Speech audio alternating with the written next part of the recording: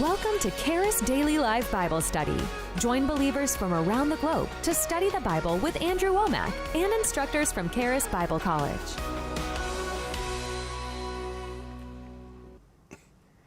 Good morning, Charis family. Welcome to Charis Daily Live Bible Study. My name is Erin Weisbro, and we are so excited that you're joining in with us today. We have some exciting things in store for you, but first we have some announcements. So we just want to remind you that we want you to interact with us by asking questions. Please post your questions in the comments section below and stay tuned because we will get to your question at the end of the teaching today, and we will get to as many questions as we can. Remember that this is Charis Daily Live Bible Study, so you can join us live during the weekdays, and those times are Mondays and Fridays at 10 a.m., Tuesdays and Thursdays at 6 p.m., and Wednesday mornings at 7 a.m.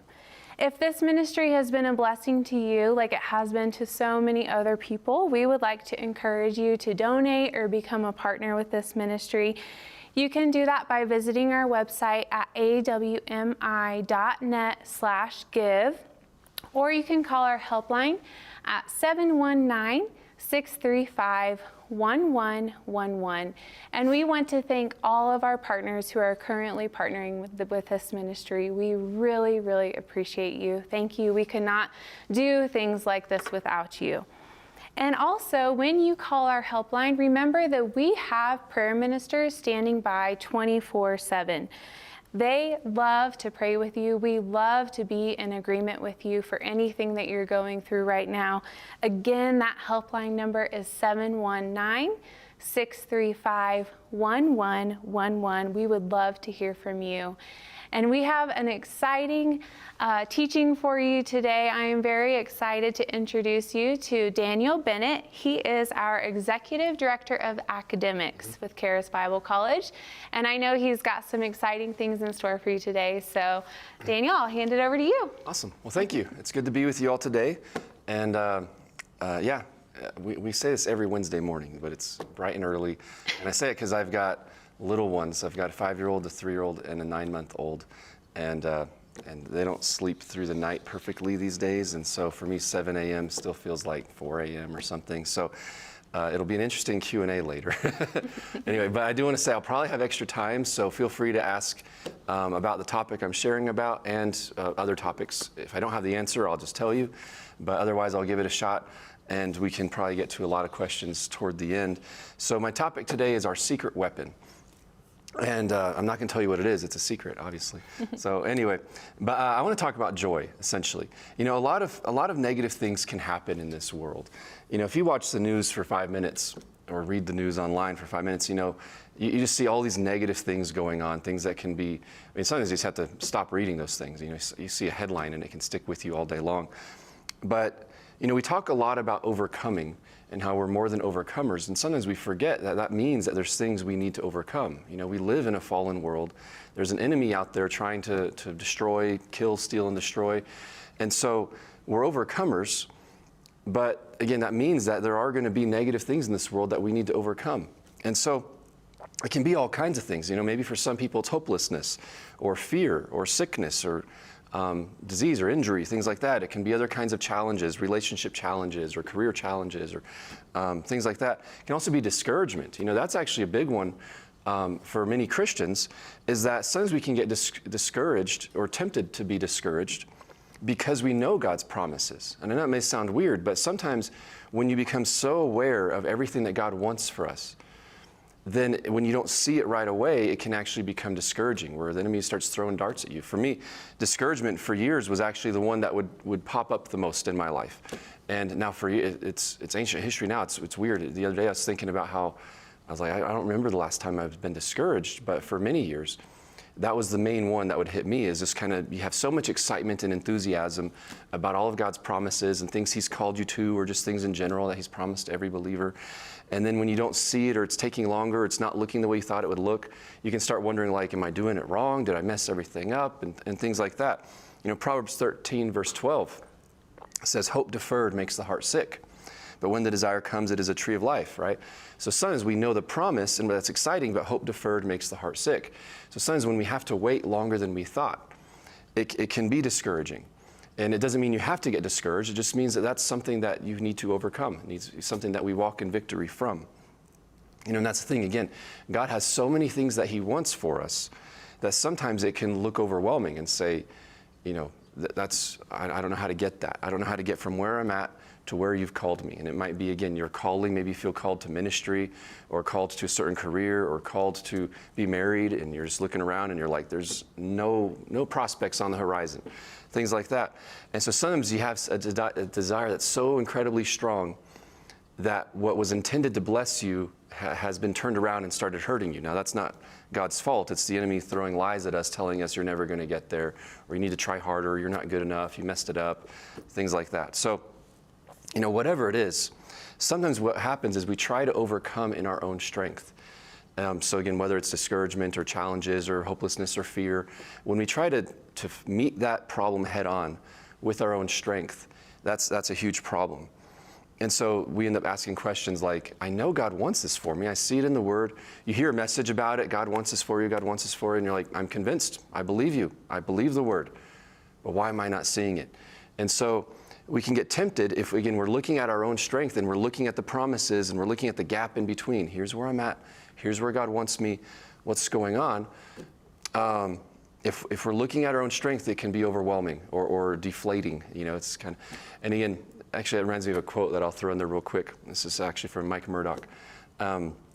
He says, when fatigue walks in, faith walks out. You know, and that's a very practical tip. But essentially, sometimes you can be, you know, middle of the day when you're surrounded by friends or, you know, you're feeling great. You can be like, man, the world's my oyster. Look at all the promises of God. And then you stay up until 1 a.m. and you're like, what's the point? This is all pointless. And you get discouraged. You start binge watching something that you shouldn't be watching. And next thing you know, you just kind of give into that. And so, again, sometimes we need practical wisdom of like, if I'm encouraged this many hours of the day, then I need to find a way to take that into my evenings or my early mornings or whatever it is. So one of the keys, and this is one of the main scriptures I'll be leaning into today, is Colossians 2, verse 6. Colossians 2, verse 6 says, as you therefore have received Christ Jesus the Lord, so walk in him. As you received him, so walk in him. Right? How did you receive Jesus? It was a free gift, right? Salvation is just a free gift. We didn't do anything. We didn't earn it. We didn't try to earn it. Didn't take a lot of effort, right? I mean, if you think about it, that's the biggest chasm you can ever have, right? Is I'm in death and I need to be in life. And so it's the most impossible thing in the natural for you to experience is getting born again. And he's saying the same way you did that is the same way you're supposed to walk your daily life. So how did you do that? Just a free gift. It's by faith. It wasn't my strength. I didn't look at myself. I didn't ask God, am I qualified to get born again? Am I good enough? Did I jump through all these hoops? You know, if the enemy lies to you and says, no, you have to work harder, you're like, no, it's a free gift. And so that's the same way you're supposed to walk in victory. Just receiving, this is a free gift. I'm not looking to my own strength. I just receive it by faith. This is who you said I am. This is what you said I have. This is what you said I can do. I'm just going to receive that. And having that internal assurance inside of us. So what happens, and I'll use an illustration of an airplane right now. I've shared this with the students at school before, and I have some really awesome drawings that I had to do for this. Here, I'll just have to paint a picture with my words. And so sometimes what happens is we start off with God. He makes a promise to us, and we start off with him. So imagine it's like you're in an airplane with God, and you're in the cockpit, and he's pointing, and he's saying, that's where I want to take you. And you say, there? Like over there? And he's like, yeah, that's where we're going. And you say, awesome. And then you jump out of the airplane, and you start walking. And you're like, man, this is so difficult. Like, God made it sound so fun. He said we'd be there in 3 hours. This is taking forever. And what happens is sometimes we start off with God, and he gives us a vision, and he gives us a dream. But then we walk away, and we say, okay, thank you, Lord, for telling me where I should go. I will now get there in my own strength. And so then we kind of lean on ourselves, and we say, okay, how do I get myself to where you told me to go? So again, usually the vision part's really fun because that's where we're in faith, and God's just pointing stuff out and saying, I want you to have that, and I want you to have that, and I want you to have this other thing. And then again, we can sometimes give into that temptation and say, okay, Lord, I'll do it. It's going to take a lot of work, but I'll do it. And it's completely missing the point of what God's trying to do in our lives, right? See, the dilemma that creates is God's saying, this is what I want. And you're saying, this is what God put in my heart, but it's exhausting. I feel like I'm climbing over mountains. And why is this so difficult? And God's saying, my desire was to fly over the mountains with you. It was going to be really easy. But yes, if you jump out of my grace, if you start trying to do this in your own strength, then yes, all those things we were going to fly over, now you have to walk over. And some of them you get to a point where your strength isn't enough, so you won't actually get to where God's calling you if you try to do it on your own. So that can lead to doubt. Sometimes we doubt God, when in reality it's that we left God behind. Where God's saying, I want you to go here, and you're saying, but why is this so hard? Like, did you really promise me that? Do you really want that for me? Maybe I need to change my doctrine, all these things. And God's just saying, get back in the airplane. Trust me, it's going to be really easy if you do it my way instead of trying to do it your way. Again, God's telling you, here's where I want to take you. I'm not telling you this so you get there on your own. I'm telling you this so that when you see mountains, when you see storms coming, you can celebrate with me about where we're going. You know, I said this example many times, but I love how King David, when King David was told he was anointed king when he was a teenager, he was anointed to be king, and then what did he do? He went straight back out to the sheep. Right? And so just because God tells you where you're going, that doesn't mean you're supposed to suddenly try to stress out and get there in your own strength. Just be faithful with where you're at, follow God one day at a time, and that what he told you is where he's going to take you, not where he's demanding that you somehow figure it out. Because I don't know about you, but for me, most of the things that God's told me are things that are literally impossible for me to do on my own. And you look at it and you say, there's no way, like I can't even work hard enough to get where you've told me we're going. It's just impossible. And God's saying, that's exactly the point. Don't stress out, don't worry about it. Just be faithful, humble yourself in the sight of the Lord, and he will lift you up. He will lift you up into whatever he's called you to do, whatever he's called you to, where he's called you to be, and accomplish things he's called you to accomplish in this lifetime. And so as you humble yourself and say, God, I'm going to trust you, and he's like, thank you, that's what I was asking for. I showed you that vision so you'd lean on me, and then when you lean on me, I can actually take you there. But if you run away from me, now you're just making this way more difficult. So, what's my point in all of this? It's that we want to live from his strength. His strength, right? We want victory to be from him, not from ourselves. It should be his strength again. So how do we know if we're doing this in his strength? How do we know, am I straining and struggling on my own, or am I doing this in grace? Am I doing this in God's strength? How can I tell the difference? And so the answer to that is Nehemiah 8, verse 10. Right? Nehemiah 8, verse 10 says, the joy of the Lord is your strength. It says that at the end of the verse. So the joy of the Lord is your strength. Right? So here's the thing about strength, is that strength doesn't actually feel like strength. And I'll explain, because obviously if you've ever worked out, afterwards you're like, I feel strong, that's amazing. And no one else sees it, but you feel it, unless you work out consistently, which I have no experience with. So when we think of strength, usually, right, if you say, imagine somebody really strong, doing some amazing feat of strength. Usually what we think of, some people might think bodybuilders or maybe like power lifters or world's strongest man contest, things like that. But usually you picture somebody carrying a huge boulder or a huge stack of weights, and they're straining and grunting and veins are popping out of their neck and they're like, the Incredible Hulk or something, right? Where you say, picture somebody strong, and you picture somebody who's just doing something that they can barely manage. And so that's not actually the best picture of strength, because if we think that's strength and we say, yeah, when you're doing something that requires strength, then yeah, your veins should be popping out of your neck, you should be grunting and breathing really hard and all these different things. But see, when people do that, that's not strength, that's barely enough strength. Right? There's a difference, because see, what they're doing is they're pushing their limits. They're saying, I can barely do this, or maybe I can't do this, I'm not sure. I'm going to find out exactly where my strength ends. And again, there's a place for that, because people are trying to discover their limits and the maxims and all that, so that can still be impressive. But my point is that don't think of that when you think of strength, because that's barely enough strength. If you want to picture strength, picture, picking up a mug, right? See, true strength is when you are so strong compared to what you're lifting that you don't even notice that it took effort. That's what true strength is. See, again, God didn't say, I want you to have barely enough strength. Whatever you're going through, as long as you grunt and you're bursting, and you're sweating like crazy and all these things, God's saying, that's what I promise you. If you try hard enough, if you I'll always give you just barely enough to overcome. But trust me, it'll be miserable. It'll be challenging. It'll be crazy. People around you will be like, wow, they're barely going to make it. and then you'll do it. That's not what God's promising us. He's promising us strength to where you don't even have to notice that it's heavy. Again, for my baby, I have a 9-month-old, it'd be very difficult for him to carry this. He wouldn't be able to do it. He could knock it over. Ask me how I know. And so he could knock it over, but he couldn't carry it, right? Because it's too heavy for him.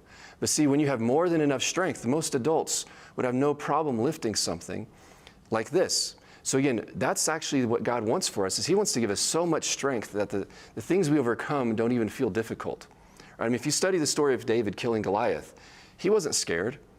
He didn't approach that situation and say, my goodness, like, I hope I can do this. He walked in so confident.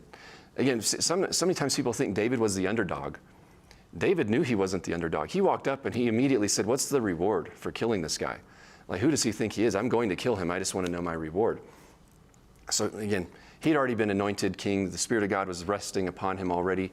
He had superpowers, same as you can have. And so, again, joy isn't just God saying, here, I'm going to give you joy so that when you barely make it, you feel good about it. Joy is literally the strength of the Lord. It gives us supernatural strength because joy shows that we're connected to the vine, that we're overflowing with God's strength, where we're saying it's not my strength, it's supernatural power inside of me, right? So don't picture a bodybuilder or weightlifter lifting, 600 pounds over their head or something when you picture strength. Picture Superman lifting a car. It's like, oh yeah, piece of cake. It's what I do. I have more than enough strength to do this. It's easy because it's not me, it's something else. So again, that's the goal, is we want more than enough strength, more than enough joy, not just barely enough joy. So again, when we're enjoying our relationship with God, life is easy. It doesn't mean that there's nothing to overcome, but it means that overcoming it is easy. So, I mean, again, Jesus said, my burden is light. He does the hard part. He went through things that, because people may think, well, Jesus struggled, right, in the garden when he's sweating blood. But yeah, he did that so you never have to. He was about to experience his Father rejecting him so that the Father would never have to reject us. So that's a totally different situation. Other than that, you look at Jesus' life and you never see him barely succeeding. He always had more than enough power to overcome. So, if you're not overflowing with joy, and if what God's put in your heart doesn't seem easy, ask God, how do I get back in the airplane? Right? How do I reconnect? And I'm using the airplane analogy, but really it's how do I reconnect to the vine? I've become separated because I'm a branch on the ground trying to bear fruit. And it's so much easier if I'm just connected to the vine, because then I'm just enjoying fellowship with God and bearing fruit instead of laying there on the ground and beating myself up trying to force fruit to grow. So again, this is a really big deal. Something that God gave me conviction on a long time ago, and what I mean by that is I don't waver on this. It's something that is one of the pillars of my understanding, is that God will never call you to do something that you can't do with joy. And this is really important, because if you don't have joy, if you don't enjoy your job, if you don't have joy in your family, whatever it may be, you're doing it wrong, because God won't call you to something that he'll never call you to do something without him. And so if you're doing things with him, then by definition you can have joy if you're doing things with him, right? So, if you don't have joy in what you're doing, either God didn't call you to it or you're doing it wrong. Now, I'm not saying God didn't call you to your family. If you have a family, God did call you to your family. But maybe in your career, right? You say, okay, I don't have joy right now. Is this because God's calling me to move to a new season? Or am I just doing this in my own strength? Am I forgetting to rely on him? And so, again, God won't call you to do anything without him.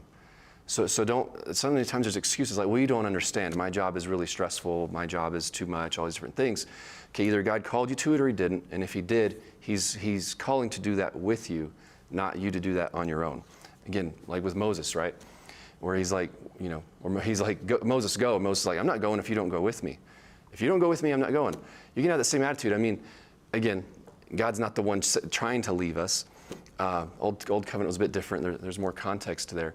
But again, if God's called you to do something, say, okay, if you're calling me to do this, then I expect you to be with me.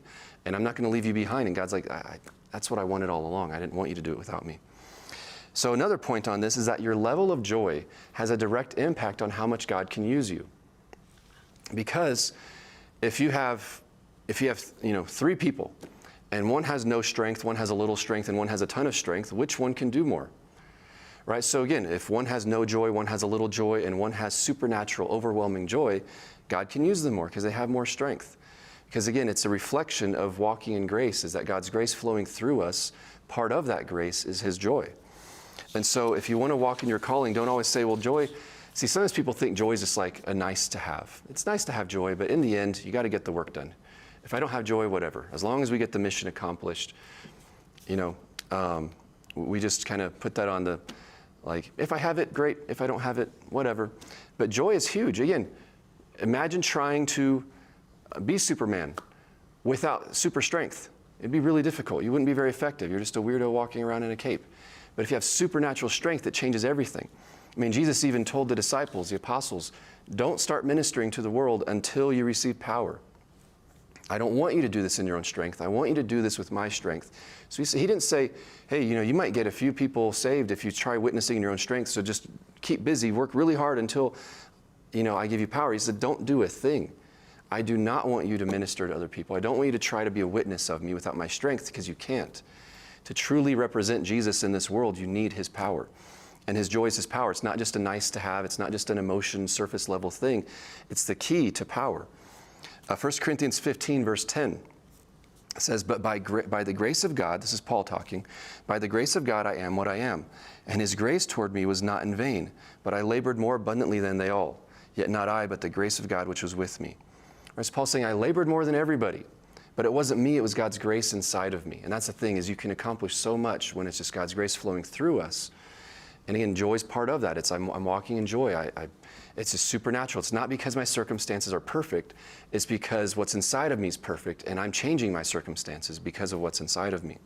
So it's flowing from the inside out, right? Again, you know this already. Joy is fruit of the Spirit.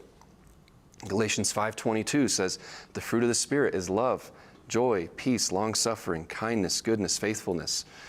Right? You don't strain to grow fruit. You just stay connected. Right? John 15:5, I already kind of alluded to this one. John 15:5, Jesus said, I am the vine, you are the branches. He who abides in me and I in him bears much fruit, for without me you can do nothing. And again, that's key. Yes, without Jesus you can do nothing. But with Jesus, he bears amazing fruit in you and through you without even trying. That's all you have to do. It's so simple. So again, if you have a huge vision, a huge calling, or if there's huge obstacles in your life, don't look at your own strength and say, how am I going to overcome this? Just say, God, I'm just going to stay connected to you. You're going to fill me with your wisdom. You're going to fill me with your joy. You're going to fill me with your power. You're going to have me in the right place at the right time. So don't be overwhelmed by what situations look like. Just say, again, there's always one answer. There's even a song, right? Jesus is the answer. And so no matter what the situation looks like, the answer is the same as like, I'm going to lean into you. I'm going to rest in you, and you'll equip me and you'll guide me in what I should be doing. So again, joy is not just something fun. It's not just like, man, that's awesome. I love having joy. I just can't stop laughing or whatever. That's not all it is. Joy really is our secret weapon, right? See, joy helps us see circumstances the way God sees them. And joy, essentially, is that we're tasting our victory in the Spirit before we see it in the natural. We're approaching situations saying, I'm approaching this as someone who already overcame, not as somebody who has a lot of work in front of them. And so joy is just a reflection of our spiritual reality. Is I'm overwhelmed with joy because of what's true in the Spirit. So now when I walk into situations, I've got supernatural strength now to overcome things that to other people, they might say, how do you do it? And you're like, it wasn't me. It was, like Paul said, I worked more than everybody, but it wasn't me. I mean, and Paul didn't just work. I mean, he got persecuted. He did all kinds of stuff. He traveled. I mean, he was a hard worker. And he's like, but it wasn't me. It was God's grace flowing through me, so it was easy. It didn't feel like it was coming from me. It was just flowing through me. You enjoy life a lot more that way. So again, if you don't have joy, you're looking at problems, you're looking at circumstances or desires that are unfulfilled so far. You're looking at them with the wrong eyes. Because to look at them through God's eyes, you would have joy. If you have joy, you're kind of looking at it through the right filter and saying like, okay, I see the problem, I see what I need to overcome, and I'm excited because what's inside of me is more than enough to overcome this. And so I pray that's been a blessing to some of you, or maybe just a helpful reminder of things you probably already knew. But again, don't think joy is not important. It's important in your marriage. It's important in parenting. It's important in your career and your calling and friendships and the news and politics and all these different things, is that we can't forget our secret weapon. We can't forget that joy is not just a fringe thing. It's not just a nice to have. It's not just a decoration in your house. Joy is actually a secret to walking in victory in this world. And so I look forward to answering as many questions as we can. And And if it's so early, no one's asking questions, then I'll just go home and go back to sleep. So it's a win-win for me. Anyway, so thank you all. Well, thank you, Daniel. That was such a blessing. I know that I was tremendously blessed by that. And Nehemiah 8:10 has been such an encouragement to me in my life. The joy of the Lord is your strength, because to the world, that can look like, oh, joy, who cares? But man, to the Lord, it's so important. You know, even just cheerful giving and everything that we're doing can come from that place of strength in the Lord. Yeah. Amen. Awesome. Yeah. No, it's been one of my favorites for a long time, because to me, it's what's the point if you go through life and everything's just boring or hard work? You know, people just talk about how awful things are, and you just got to persevere. Like, I'm all for perseverance, but it doesn't have to feel like perseverance. It can feel just like I just am enjoying life. It's easy. And so to me, I'm a big fan of, you know, you do things in God, in grace, and to other people it looks like it was terrible, and you're like, no, this is actually awesome. It's based on things that you can't see that are inside of me that other people don't necessarily have. Amen. That is so powerful. I love that. So I have some questions for you. I'm not seeing any questions coming through yet, so everybody must still be sleeping in today. So can you share with us if there is an area of your life where you were discouraged, Daniel, and how did you reconnect to the vine through that discouragement? Yeah. Yeah, and some of these, I would say, it's so one example for this is marriage. So marriage is one where for a long time I didn't even want to get married, but then after a while, I felt like God was saying, like, no, I do want you to get married, and I'd go back and forth. And so it's one of those things where it's like sometimes you're like, yeah, I'm perfectly fine, no issues whatsoever, and then other times you're kind of like, did I mess this up? Should I have married that person? I didn't think that was you, but maybe I should have. And you, do I need to go pursue this relationship that I didn't have peace about, but maybe I just messed it up. Maybe I wasn't hearing God right. And so you start to second guess yourself when you have to wait a long time. And so to me, that was one where it was just a matter of, no, God put this in my heart. He said he's gonna make this happen. I'm just gonna trust him, keep doing what he's called me to do, and this will happen at the right time. And so sometimes, again, it's that whole hope deferred thing, where sometimes we start to second guess ourselves, or we start to think, maybe I messed this up, or maybe it won't happen. And so that wasn't so much necessarily discouragement, because I enjoyed being single, but it was more so confusion on, like, I feel like you've told me this is going to happen, but I don't see it happening. And I'm assuming that if you promised it and it didn't happen, then I must have messed it up. And so again, you start to second guess yourself, and then you kind of go through and you're like, no, but that was God, and God told me that, and God told me that. And so to me, getting reconnected with that is just saying, like, it's in your hands, God.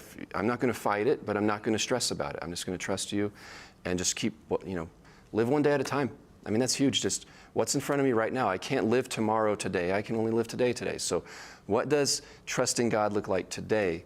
And that will open up the doors for the tomorrows that God has in store for me.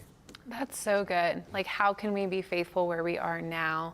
And like David, encouraging ourselves in the Lord no matter what the circumstances say. That is so awesome. I can relate to that for sure. So I am seeing some questions now. Thank you so much. So Lara Michelle on chat wants to know, what is the difference between happiness and joy? I'm realizing that joy isn't an emotion. That's good. Yeah, that's a good question. And a lot of people will say, so I go kind of back and forth. It really depends on who's talking, how people define things, because it's similar to truth and facts. Some people are like, the truth is greater than the facts, and some people say the facts are greater than the truth, and it just depends on what they mean. So happiness and joy, what most people how most ministers define happiness is the emotion. Good things happened, you're excited about it. And then joy is more of like an internal thing that's not based on natural circumstances. It's based on who you are in the Spirit. And so to me, again, some people use them interchangeably.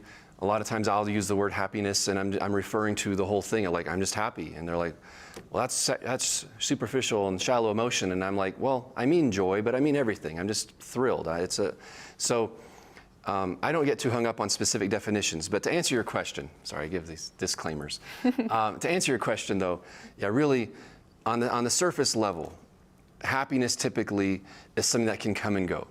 But joy is something that it's like, you can be grieving and still be in joy.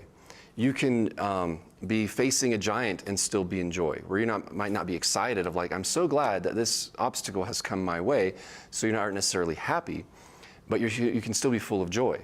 And so to me, joy is definitely something that you just, it's just alive in your spirit. I'm in joy. You know, it's the same way that some people can be in a bad mood no matter what's going on. It's like, you just won the lottery, yeah. Right? I mean, they're just in a bad mood no matter what. In a similar way, it's, I've just got joy no matter what. And so it doesn't matter if I'm doing something that isn't my favorite or if I'm doing something that is my favorite. I mean, joy and happiness at the same time is great, but really, again, you don't want your happiness just to be circumstances dependent on like, man, I feel great today, my family's happy today, I've got enough money in the bank today, so I'm happy. If any of those things aren't true, then I'm not happy, right? So it's not so much that. Again, to me, I don't really make a distinction because when you enjoy living in joy, you're kind of like, well, am I happy now or is it just joy? And it's like, I don't really care. It's both. I don't know. When things happen that you aren't crazy about, you're like, but I still feel happy, but I guess technically it's joy. So it's kind of different. It's like you said in your question, happiness, joy is more than an emotion. It's so much more than an emotion. It's just a deeper thing, just a reality. One example that I like is from C.S. Lewis in the Narnia books. And so for any of you who've watched Narnia, and he talks about how, in one of the books, they go to Narnia and they get an apple and they go back to the real world or to our world. And they plant the apple seeds, and one of them becomes a tree. And it says this tree, when there was wind in Narnia, the tree would blow. And when there wasn't wind in Narnia, the tree would stay still no matter what was happening here, right? So if there was a storm here, the tree wouldn't blow if it was calm in Narnia. And if it was windy here, you know, basically the Narnia was reflecting the reality it was from. And that's just a metaphor, an illustration really of we're in this world, but we're not of this world, right? So really, we should be reacting to what's true in the spirit because that's where we're from, right? We're not from this world. We're pilgrims in this world. We're ambassadors. Mm-hmm. So this is not our world. And so our emotions, how we feel, how we see things, how we approach things should be reflecting where we're actually from, not just what's going on around us because we're not from here. We're aliens in a sense. Yeah. Take that quote out of context. Right? But we're not from this world. I mean, we are pilgrims. We're from a different kingdom. And so, joy is really a reflection of that. Like, why would if you see what's true in the spirit, why would you not be full of joy? It's absolutely amazing. That's so true. Focusing on who we are in Christ instead of the carnal, natural. Yeah, and like we say, the Bible is a mirror of who we are in the spirit. So it's revealing to us what's really true, so that we can receive it and walk in it by faith. And it doesn't have to just be like mental willpower faith. It can literally be, you feel things bursting in the spirit. And other people don't understand why. Why are you so full of joy? And it's like, it's who I am. I can't help it. It's not based on you. Yes, That's so good. Perfect. Thank you so much. Okay, great questions. So Wakuna and Nikki on YouTube kind of have a similar question. Thank you so much. And you briefly touched on these, Daniel, during your message. But they asked if joy and peace are the highest determinants of God's calling. Excuse me. What about responsibilities that one does not have joy and peace about carrying out? Mm-hmm. Yeah, and I'm not sure if I fully understand what you're saying at the beginning, that they're the highest determinants of our calling. I mean, there's a lot of things that go in. I mean, it's kind of an all or nothing thing, right? Am I walking in Christ? That comes with love, joy, and peace, but it also comes with wisdom and patience and self-control and, many other things. And so, and some things are just like what God needs in that generation, right? It's like, this is your calling based on what's going on in the world right now and what I'm using you for. But, sorry, could you repeat the second half of that? Yes, absolutely. So, what about responsibilities that you may not have joy or peace to carry out? Okay, and I don't know if you saw my message a few weeks or a month or so ago about self-control and things like that, because people are asking about, what about responsibilities other people put on you or duties, things like that. And so, to me, really, if you don't have peace about doing something, it could be a couple different things. And this is where you need wisdom and discernment, because someone might say, "Oh, I don't have joy about being married, so I should get out of this marriage." Well, no, there's something else off there. So it means that you're not leaning into grace. You're not seeing them as a child of God, that God has called you to serve them and lay down your life for them. And again, there's a lot of, it's hard to answer questions that are very, specific. So I'll kind of answer in principles because I don't know your exact situation, or if you have something in mind. But really, if there's things that people are putting on you, sometimes those can be a chokehold on your life, where people are just kind of like, I demand you do this. And you're like, I just don't have peace about that. And And so, yeah, if you don't have peace and you can't do it in joy, then sometimes, I mean, honestly, that's sometimes how that God gets your attention. For me, a lot of times the way I know my season's about to change is I just feel something stirring in me where I'm like, I used to love this. I used to love living in this house. I used to love doing this job. But suddenly now I feel like I'm losing the grace for it. Like things that I used to really enjoy, suddenly I'm not enjoying as much. And usually that's how God gets my attention. And it's like, I think my season's about to change.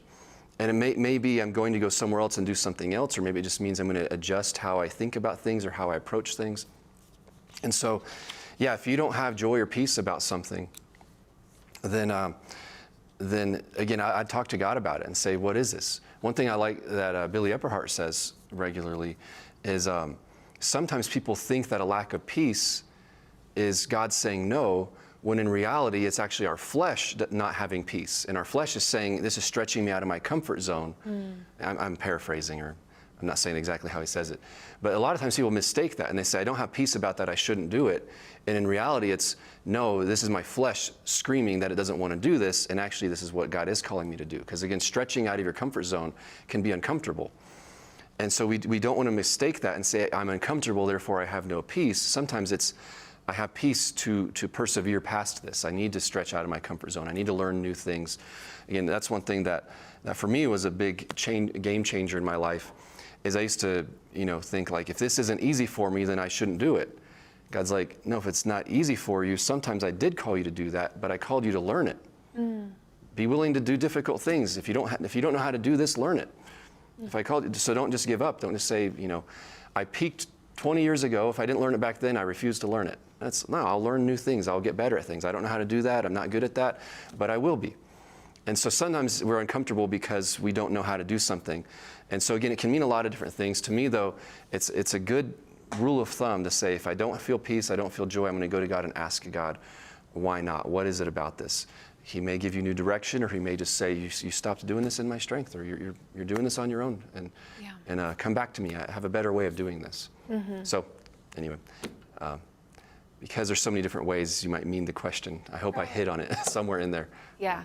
Well, I love that you touched on the being stretched and uncomfortable, because I think that when we follow God, he's going to call us to things that are going to make us feel stretched and uncomfortable, because he wants us to rely on him. So I am so glad that you asked that question and that you touched on that, Daniel. Yeah, and really that's the whole point of growth, right? I mean, like my children, every day they're trying new things they've never tried before. They're learning new things. They're like right now they're into jigsaw puzzles. And so each time they master a jigsaw puzzle, I buy them one that's slightly harder. And then they master that one. And so sometimes it's a stretching thing of that's just how we grow, is being willing to step into things that we're not good at. If you only do things you're good at, it means you plateaued. You always want to be learning to overcome new things and trusting God at a deeper level. I mean, there's things that I trust God with today where it's a piece of cake that 10 years ago I wouldn't have been able to handle. Right. And the way you grow in that is by continually letting God stretch you and push you into circumstances that you're like, woof, I've never trusted God like this before, but I will. And so, life should never get comfortable in that sense. I mean, to me, it's always very comfortable. It's very easy, right? If you have enough strength, it's a piece of cake in that sense. But it should never get boring, where it's like, oh yeah, I don't grow anymore. I don't learn anymore. I'm never challenged anymore. If you learn how to trust God with $100,000 and then learn to trust God with $200,000, then $500,000, then $1 million, then it should never just be kind of like, oh yeah, I'm comfortable here. That's what happens with a lot of people, is they grow a certain amount and then they just stop. And so they're like, I've been a Christian 50 years. Yeah, but you stopped growing 30 years ago. So you're really a 20-year-old Christian. Or some people, even worse, I've been a Christian 30 years, but yeah, you've relived year one over and over and over. So you're still on the first lap. You haven't actually run it yet. You're still just kind of going in circles around the same mountain. So again, it's great to be pushed and to be in a situation where you are challenged. I mean, it's great to, God's trying to call us up higher, like, know me more, trust me more, I want to walk with you more. That's so good. It's all about relationship with him. Absolutely. Growing in intimacy with him. That's great. Thank you.